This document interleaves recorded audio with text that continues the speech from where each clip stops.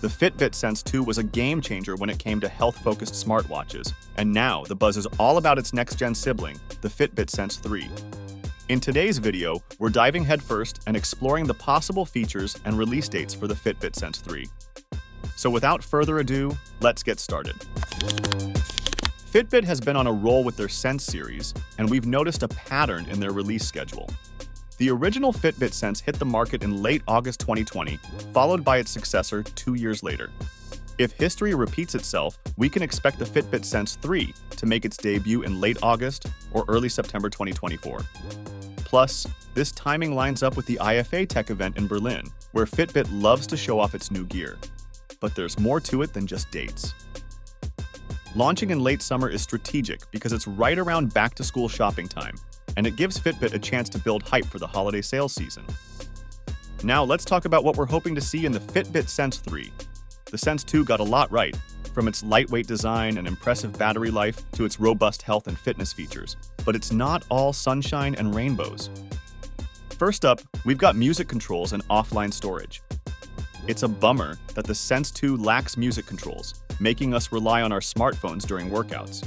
Plus, there's no offline music storage, which means you still need to drag that phone along on your runs. We're crossing our fingers that Fitbit hears us out and includes these features in the Sense 3. Third-party app support is another area that could use some love. Unlike its predecessor, the Sense 2 is a bit closed off when it comes to third-party apps, limiting your ability to customize your experience. Bringing back some of the lifestyle apps we loved in previous generations and expanding third-party support would be fantastic for making the Sense 3 feel more personalized. Wi-Fi. On the Sense 2, it's there but disabled, which isn't great. Enabling Wi-Fi on the Sense 3 would be a game changer for faster data transfers and more reliable connections, especially when Bluetooth isn't cutting it. Now let's talk materials. The first generation Fitbit Sense had that premium stainless steel casing, but the Sense 2 switched to aluminum, which might not be everyone's cup of tea. We're thinking Fitbit could really please a wider audience by offering various build materials like stainless steel, titanium, or even ceramic.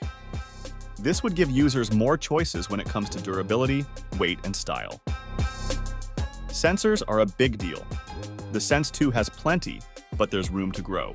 We're talking about adding blood pressure monitoring, which some other smartwatches are already doing.